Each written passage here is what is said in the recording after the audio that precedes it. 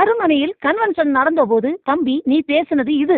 பிரிந்து போகிறவன் தன்னுடைய இச்சையின்படி செய்ய பார்க்கிறான், எல்லா ஞானத்திலும் தலையிட்டுக் கொள்ளுகிறான் என்று கர்த்தருடைய பரிசுத்த வேதாகமம் சொல்லுகிறது. மற்றவர்கள் சபையை விட்டு பிரிந்து போக காரணமாயிருந்தவர்களை பரிசுத்தவான் என்று சாதித்து பேசுகிற உன்னை போன்றவர்கள் எப்படிப்பட்ட பாவம் செய்ய மனதா இருக்கிறீர்கள் என்று சொல்லு தம்பி. இதை நீ சொல்லவில்லை என்றால் கள்ள ஊழியக்காரன். சபையை விட்டு பிரிந்து போக காரணமாயிருந்தவர்களின் குற்றத்தை மறைத்து பேசுகிற நீ எப்படிப்பட்ட பாவி என்று சொல்லுகிறேன் கேள். மற்றவர்கள் சபையை விட்டு பிரிந்து போக காரணமாயிருந்தவர்கள் தங்கள் துரோகங்களை உணர்ந்து கொள்ளாதபடிக்கு அவர்களின் குற்றத்தை மறைத்து பேசின நீ இரட்டிப்பான நரகக்கொள்ளி என்கிற வரிசையில் இருக்கிறாய். இதையெல்லாம் வைத்துக் கொண்டு உன்னை நீதிமான் என்று மேன்மை பாராட்டுகிறாய்.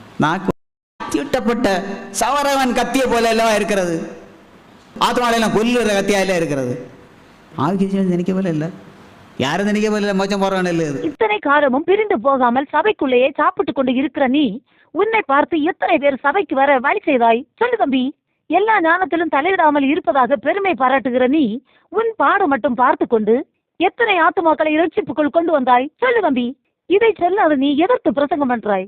நீ சம்பாதித்தது எல்லாம் உன் பாடு மட்டும் பார்த்து கொண்டு சுயநலவாதியாக மாறி கூட இருந்தவர்களை சபையை விட்டு பிரிந்து போக பண்ணிவிட்டு மற்றவர்களை பிரிந்து போகிறவன் தன்னுடைய இச்சையின்படி செய்ய பார்க்கிறான் என்று பேசி உன்னை நீதிமான் என்று காட்டி பெருமை அடித்தது மட்டும்தான்.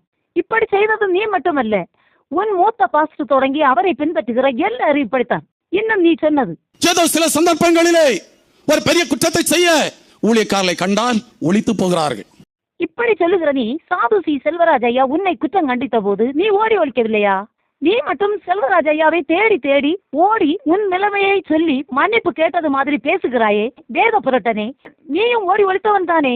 இல்லை என்றால் அவரிடம் நிலைமையை சொல்லி விடுதலை அடைந்தேன் என்று பேசி இருப்பாய். இப்படி எதுவும் பேசாத நீ உன்னை கண்டு ஓடி ஒழிப்பதாக சொல்லுகிறாயே. நீயே ஒழித்து விட்டு மற்றவர்கள் ஒழித்தார்கள் என்று பேசாதே. நீயே முன்மாதிரி இல்லாமல் இருந்து கொண்டு நீதிமானை மாதிரி பேசாதே. இப்படிப்பட்ட நீ எப்படி இருக்கிறாயாம்? அவரோடு ஐக்கியப்பட்டிருக்கிறோம் என்று சொல்லியும் இருளிலே நடந்தால் சத்தியத்தின்படி நடவாமல் பொய் சொல்லுகிறவர்களாக இருப்போம். சாதுசி செல்வராஜ் ஐயா அவர்களை கண்டு ஓடி ஒழித்ததால் அல்லவா அவர் இறந்த பிறகும் புண்ணு பிடித்து சாக கிடந்தாய். இப்படி உன் கள்ளத்தனத்தை ஜோயல் ஐயா அறிந்து உனக்காக திறப்பின் வாசலில் நின்றதால் அல்லவா தப்பினாய். மற்றவர்கள் ஐயோ பாவம் இது தப்பாது என்று பரிதாபப்பட்டு உனக்கு எப்போது ஒரு குழி தாழும் என்று பார்த்து கொண்டு இருந்தார்கள். இதோடு உன் புரட்டு பிரசங்கத்தை நிறுத்திக்கொள். ஜாக்கிரதையாக பேசு, கவனமாக பேசு, ஞாபகத்தில் வைத்துக்கொள். கர்த்தர் நம் அனைவரையும் ஆசீர்வதிப்பாராக. ஆமென்.